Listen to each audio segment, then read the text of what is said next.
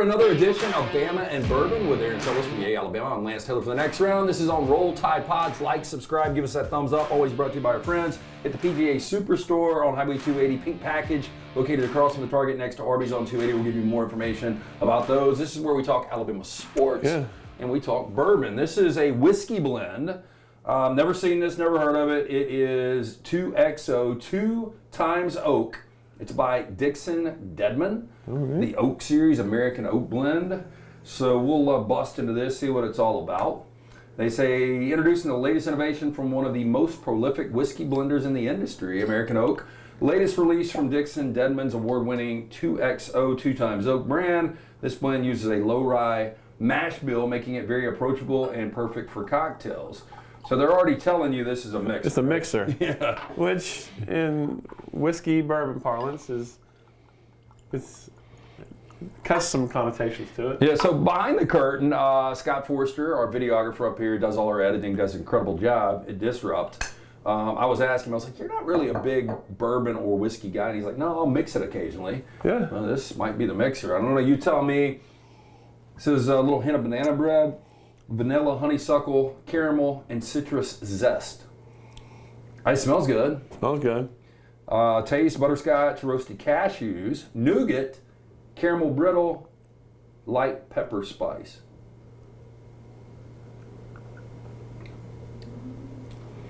Yeah, I mean, it would be better maybe mixed, maybe. I got the Think so? What's your go-to mixer? Pepper spice, Coke. Coke. Yeah, it really is. You know, I'm not a diet guy. Damn, crush a lighting. I'm not a diet guy. Yeah. Coke Zero's really good, but I just Coke like Zero. old school Coke. That's good. And I was telling Scott Forster again, I was like, I don't mix much. I typically drink neat like you and I are doing. But the nostalgia of when I was in college, the bourbon and the Coke, so hard to beat. So I will take this bottle home and I will probably mix it with a lot of Coke. I will tell you, our last bottle, the Jefferson Tropic, I sipped on that all weekend. Because I'm about to go into a dry February. I don't know how we're going to do this show. I guess I'll just get your take. I got to go 29 days. Okay.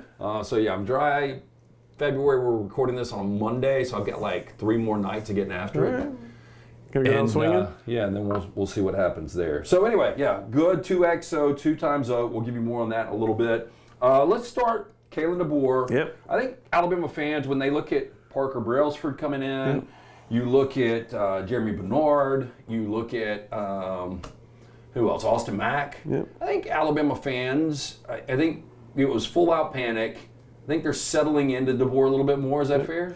I think last, what was it, Thursday night, Wednesday night, when you reaffirmed your commitment from Ryan Williams, and then he shuts down his Auburn visit. Yeah, I didn't even bring Ryan Williams is biggest home run by far. I think that was the biggest thing that, and I talked to people at Alabama before Ryan had gone public with that. It was the biggest win that Kalen DeBoer could have in the rest of this recruiting cycle. I think it's huge for perception alone. What people were saying, can't recruit the South, losing Caleb Nels, losing Julian Sand. Then all of a sudden, you got the possibility of losing Ryan Williams, who'd already be committed.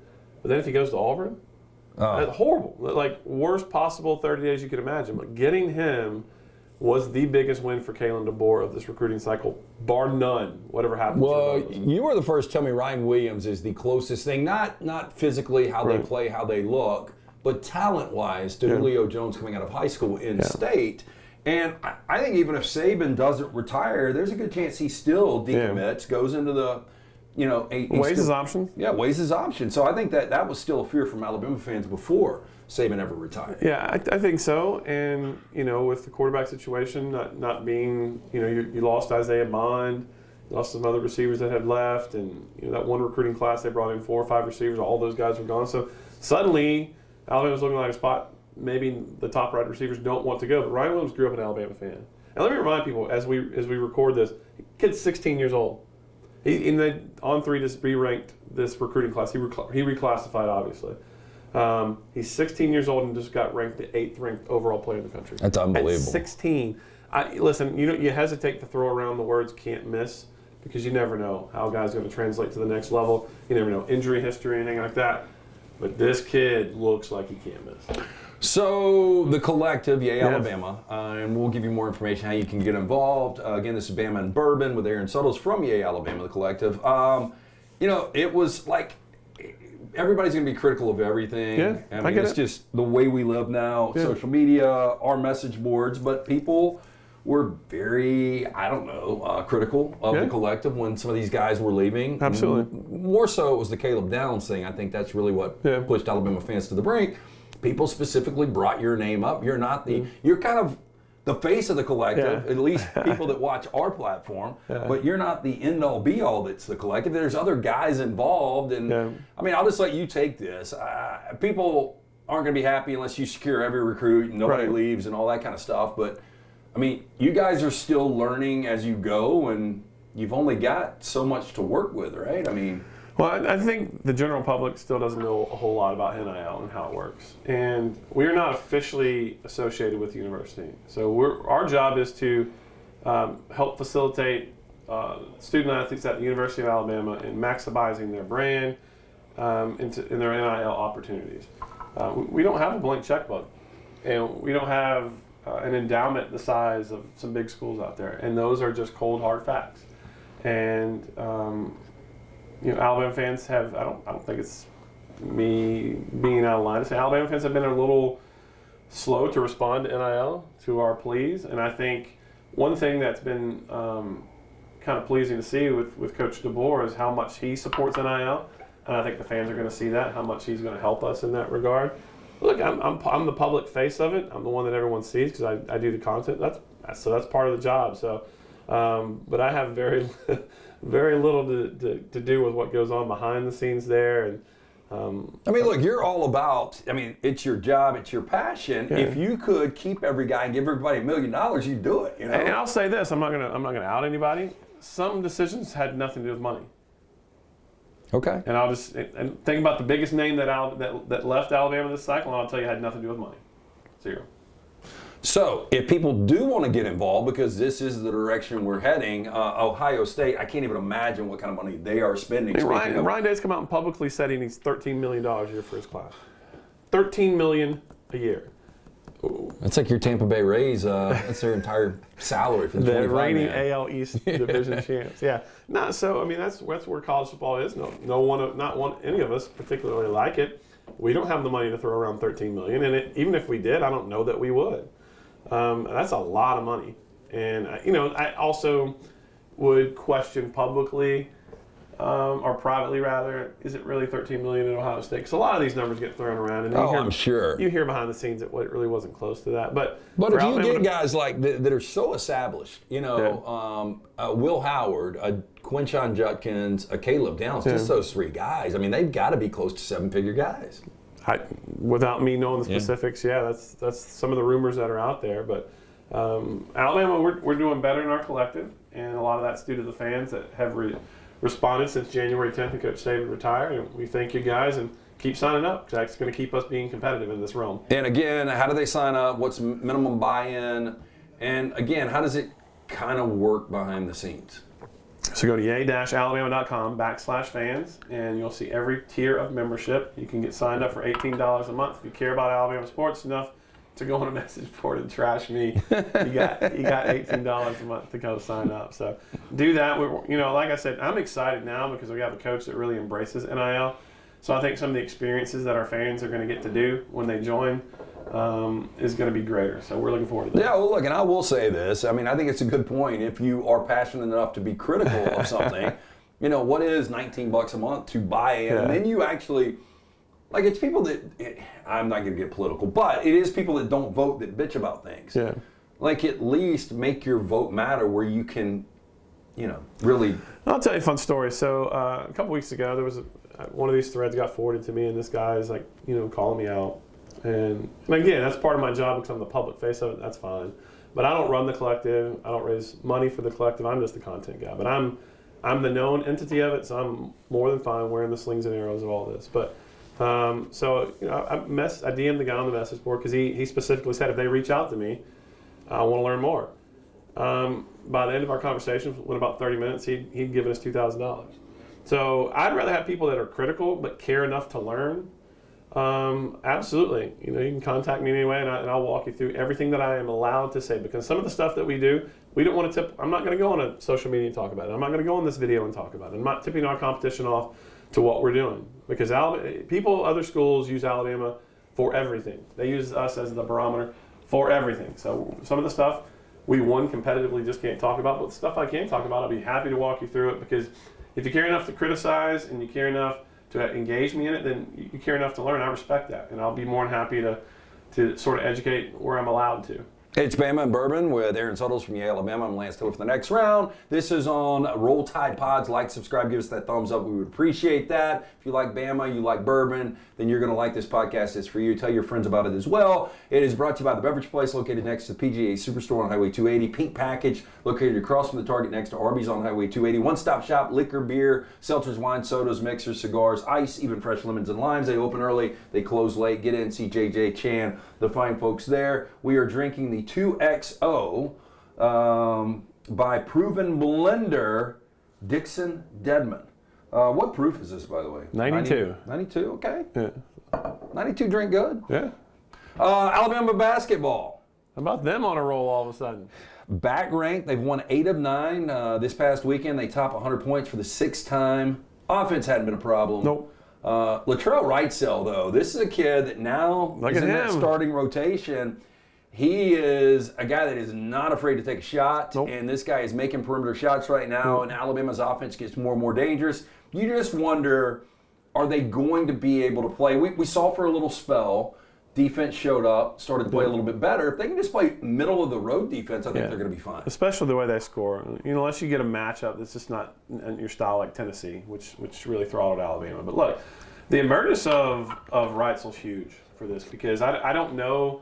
We'll learn more, but right now he is the second most consistent scorer they have, behind Mark Sears, and so that development. Because to start the season, we thought that guy might be Aaron Estrada. We thought it might be Grant Nelson, who are also very solid contributors. But if Latrell Wrightsell enters into that mix, you kind of know what you're going to get night in, night out from Mark Sears. You add another guy or two, and suddenly this is an offense that looks very, very formidable.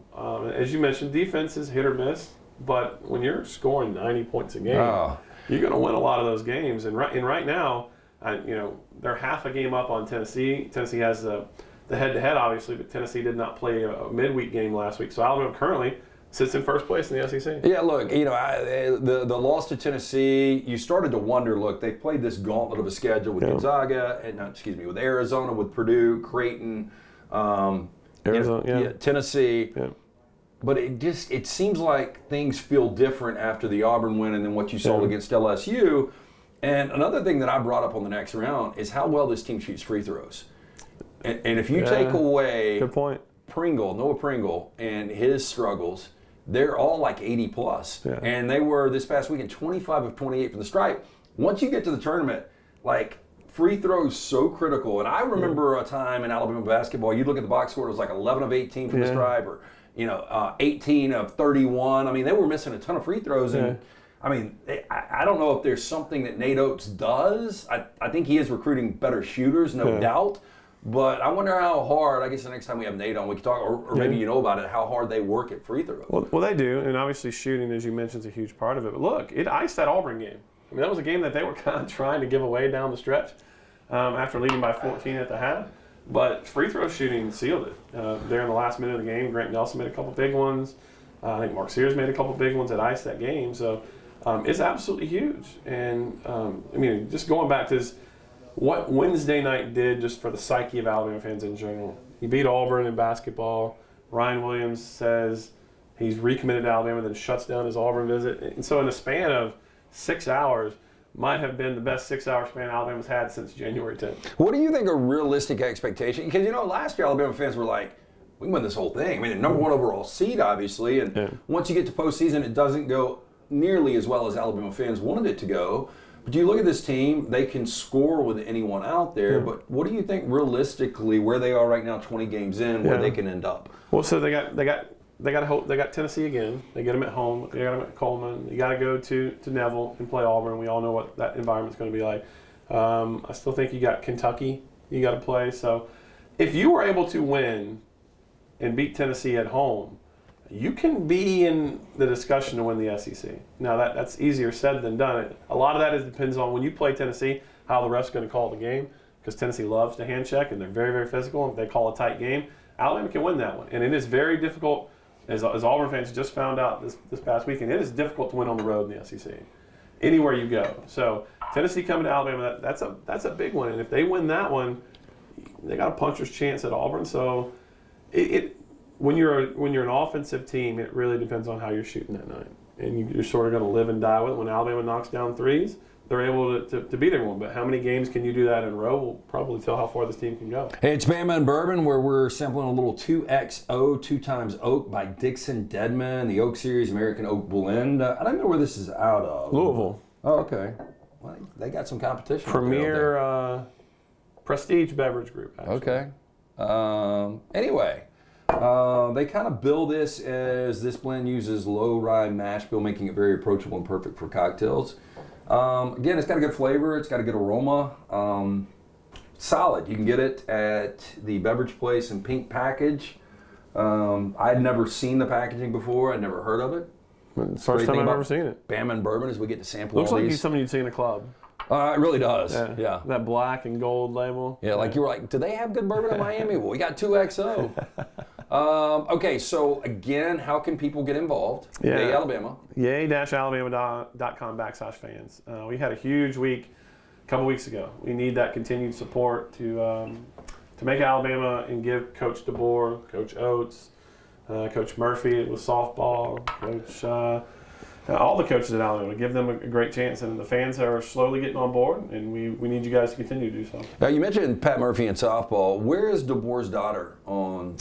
Is she going to stay at Washington? I think it's too soon to tell. I think her parents probably said you made a commitment.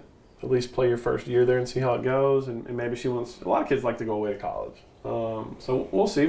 And I'm sure she got all her high school friends around there. Yeah, so I'm sure that's part of it. But if you can play and have your parents come to all your games, that'd be pretty cool too. But I don't think they want to put any pressure on her right now. Okay, so what is next for Caleb DeBoer? I mean, anything between now and the A-Day? I think getting out and meeting high school coaches, getting out in front of this 2025 recruiting class. They got Junior Day coming up in February. Sort of addressing this head on. I'm sure you guys have heard it. Maybe even somebody has called into the next round saying Husky Harsin. That's what they're calling. That's what Auburn fans are calling Caleb DeBoer. You went out to the Northwest. And let's see how he can recruit in the South. Well, you got Ryan Williams. Huge. Again, perception-wise, huge that you won that battle. Is there a chance he's the number one I think he is. option? Again, you know me. If you follow my career, I loathe putting expectations on freshmen. But this kid can go. And if you have seen any of him play, he can go. So it's tough for me to sit here and say I can't imagine him not playing. Speed, incredible hands, whole package? I mean, everything. Now, the one thing does he return don't know, kicks? I'm sure he can. Yeah. And the one thing you don't know about high school receivers when they come in is how much of a technician they are as route runners. Yep. That's something that you've got to be able to utilize that to get those extra steps. Ability to block too, something they don't really have to do in high school. He's a little small guy, I think 165 pounds. So, but I think he's an impact player day one when he steps on campus. So for DeBoer, getting out in front of the high school coaches, this is who we are. This is our staff. We care about your players in state. We're going to take care of Alabama kids. And then securing and making a name for himself on Junior Days. That's his first business as before spring ball. Bama and Bourbon, always brought to you by our friends at the Beverage Place. Also, Pink Package, located right off Highway 280. One-stop shop, liquor, beer, seltzers, wine, sodas, mixers, cigars, ice, even fresh lemons and limes. They open early, they close late. Stop in, see Chan, JJ, the fine folks at both locations, Beverage Place, Pink Package. We will be back next week. Tell your friends, like, subscribe, Roll Tide Pods. 2 thumbs up, we would appreciate that. It's Bama and Bourbon, where we talk Alabama, we talk bourbon. 2XO this week. We appreciate the fine folks at the Beverage Place and Pink Package for providing this. Yeah. And again, yay Alabama, one more plug. Yay-alabama.com/fans. Any tier you can explore, and like I said, we got new experiences, new things coming with a coach who really welcomes NIL supports it. So exciting times at Yay Alabama. We will see you guys next week.